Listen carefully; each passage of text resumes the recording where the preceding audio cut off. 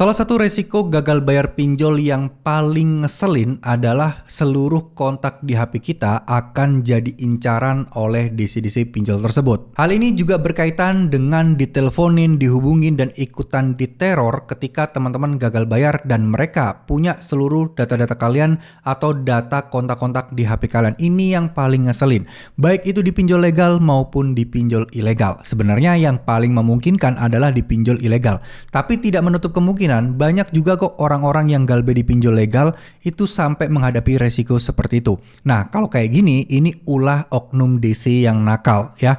Jadi mereka melakukan segala cara, mereka menginginkan meneror kalian itu dengan cara yang tidak wajar, yang melanggar aturan dari OJK.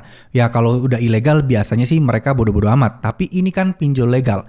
Nah, dari mana sih sebenarnya data-data kontak kita? Biasanya ini diperjualbelikan antara masing-masing DC. Mungkin ada juga DC pinjol ilegal, DC pinjol legal, dan lain sebagainya. Data-datanya itu diperjualbelikan sehingga mereka mempunyai data-data pribadi kalian. Tapi ini khusus bagi orang-orang yang sudah pernah install pinjol ilegal ya, yang data pribadinya sudah terlanjur tersedot.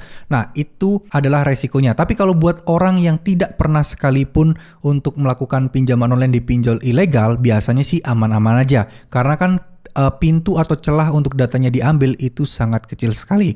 Ya nggak menutup kemungkinan untuk di aplikasi-aplikasi yang lain sih, tapi kan ya kita positive thinking aja lah, nggak mungkin terjadi ya. Amit-amit lah terjadi.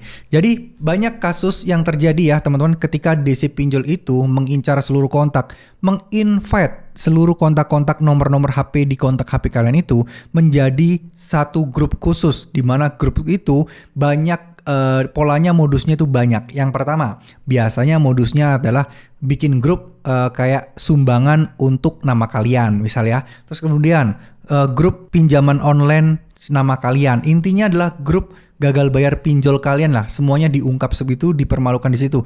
Jadi kalian juga pasti akan di-invite di situ tuh. Biasanya ini akan membuat kalian pasti malu dan pengen benar-benar segera membereskan urusan kalian dengan pinjol tadi.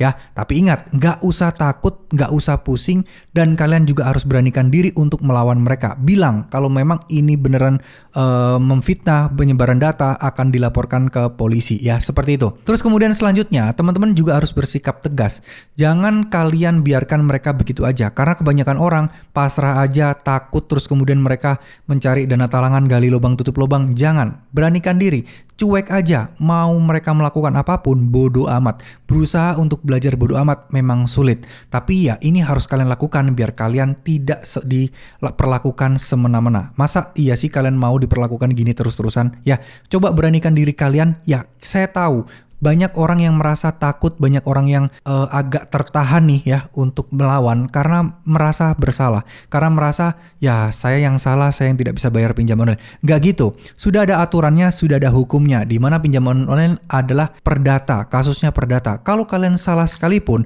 bukan berarti kalian boleh diperlakukan hal-hal yang melanggar hukum, yang melanggar pidana. Meskipun kalian tetap katakanlah salah gitu ya, tapi ini beda kasusnya. Hutang piutang, nggak bayar pinjaman online, nggak bayar pinjol, itu juga banyak kok faktornya. Kadang karena bunganya terlalu tinggi, dendanya yang makin membesar, sehingga orang-orang juga maunya bayar jadi stres, jadi terhambat karena bunganya yang terlalu gede. Banyak kasus-kasus seperti ini. Nah, kalau sudah seperti ini, kalian tinggal broadcast ke semua teman-teman kalian yang ada di kontak untuk nge-leave atau ngeblok nomor-nomor yang menginvite mereka untuk tidak menanggapi, dan jangan sampai mereka juga jadi korban penipuan selanjutnya. Udah ngomong gitu aja ke seluruh kontak, nggak apa-apa, malu sedikit daripada kalian malunya udah terlanjur banyak semuanya diungkapkan di grup itu. Nah, itu jadi lebih parah ya teman-teman. Nah, lebih baik kalian memberanikan diri, ambil resikonya untuk WA semua teman-teman kalian yang ada di kontak tadi. Saya rasa juga biasanya kan nggak semua kontak itu nomornya masih aktif ya. Kadang ada yang udah nggak aktif, ya nggak apa-apa. Dari situ setidaknya kalian ada usaha, ada perjuangan di awal untuk bisa mengatasi ulah-ulah oknum DC pinjol yang nakal kayak gini ya. Tetap semangat, nggak usah takut, nggak usah berpikiran yang aneh-aneh. Lawan. Ketika kalian berani melawan, kalian itu setidaknya kalian membuat DC-DC ini tidak gegabah untuk melakukan tindakan kepada kalian ya. Buat mereka untuk membuat kalian ini menjadi prioritas paling terakhir untuk ditagih. Karena apa? karena kalian cuek, karena kalian tidak peduli, karena kalian bersikap bodoh amat, karena kalian tidak memikirkan hal-hal yang belum tentu terjadi, itu penting banget untuk teman-teman tanamkan dan camkan baik-baik di pikiran kalian. Ya, sebenarnya lawan kalian itu bukan DC pinjol aja kok, tapi diri kalian sendiri, pikiran kalian sendiri yang menghambat kalian untuk bisa terus maju, teman-teman. Ya, terima kasih. Semoga video ini bisa bermanfaat. Mohon maaf jika ada salah-salah kata. Wassalamualaikum warahmatullahi wabarakatuh.